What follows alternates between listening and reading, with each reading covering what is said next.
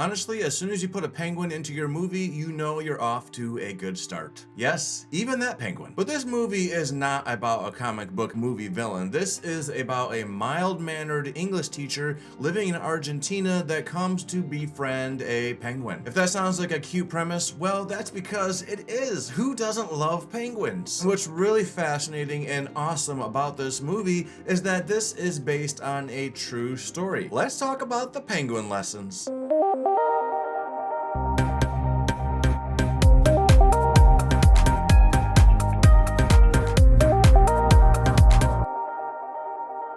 The Penguin Lessons, as I said, is based on a true story. It's based on a book by the title character of this movie named Tom Michel. It stars, and bear with me because there is a lot of exotic names in this movie, but I'm going to do my best not to embarrass people or myself. Steve Coogan, Björn Gustafsson, Jonathan Pryce, Alfonsina Carrocio, Vivian El Jaber, and David Herrero.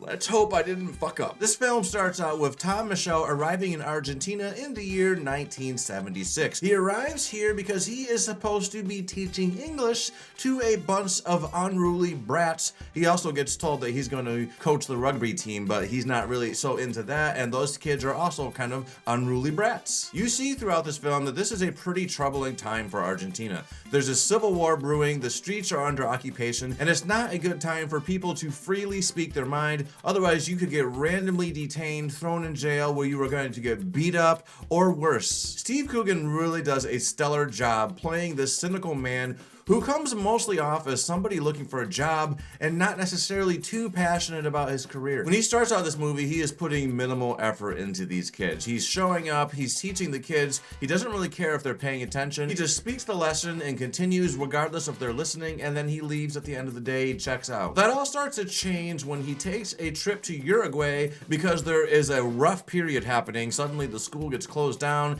because there's some violence, extra violence taking place in the city. So he decides to take a trip to Uruguay, and while he's in Uruguay, he goes on a date with a woman, and they are walking on a beach, and when they are on that beach, they see an oil spill all over the sand.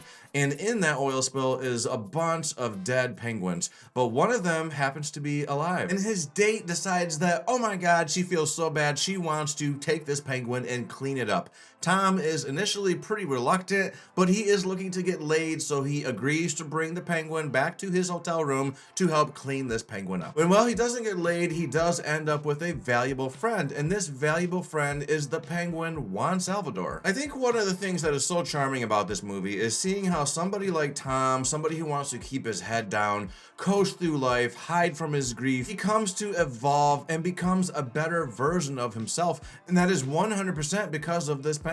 And once he starts to realize just how special this little penguin is, he decides, I'm going to start bringing this penguin to the class and see if I can get these kids to start caring more about their lessons. Which obviously grabs the kids' attention right away, and it does work. The kids actually start learning more. And I think what really helps these kids, and what helps literally everybody that meets the penguin, is that idea of this totally innocent life, this penguin that is just looking for food, just looking for companionship, a friend of its own. That really is what pushes people to evolve and start to improve on themselves. Did you know? I'm sure you do, because most people have seen documentaries at this point, but penguins mate for life, which makes them unlike most animals in the world, but makes them similar to us humans because we're trying to do the same thing. You find out throughout this movie that the reason Tom is in Argentina is because he is hiding from his grief, trying to get away from a place that totally broke and shattered his spirit.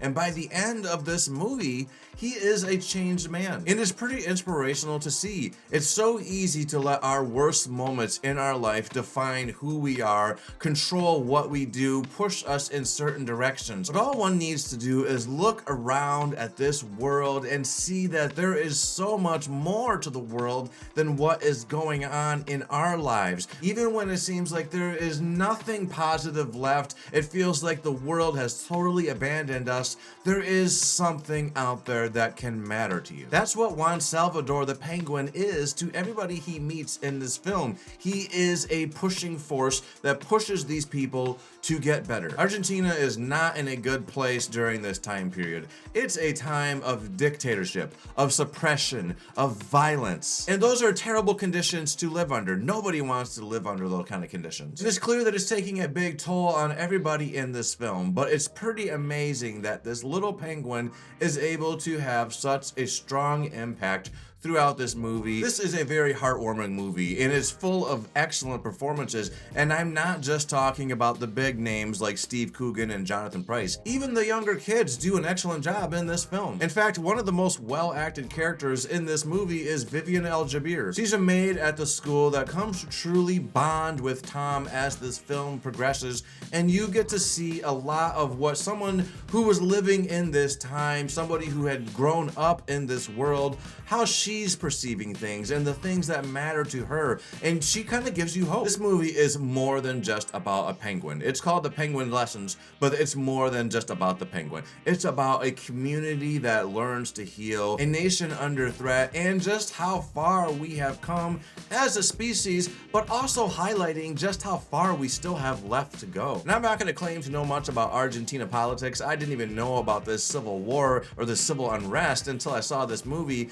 and I don't know if they're better, but I know for sure us in America, you know, the human species in general, we're not there yet. We still have so much more to do. You still have people in this world trying to push their beliefs, push their rules, oppress people. Freedom is still not something that everyone has. We still have a long ways to go with this. For some reason, we tend to treat each other as hostiles, and that is not a good thing. We are all humans, and us humans, we do need to start acting like we are a unified species, because in the end, it doesn't matter what your skin color is or what your sexuality is, what your gender is, we are all humans. And maybe we all need a friend like Juan Salvador to help us realize that. This movie will make you smile, it will make you laugh, it might even make you tear up, and if you're receptive, it might even give you hope. I think this movie is an excellent movie. I really couldn't find anything that I didn't like about it. It's just so charming, it's so cute, I love these performances. I had never heard of this movie until I sat down to watch this movie,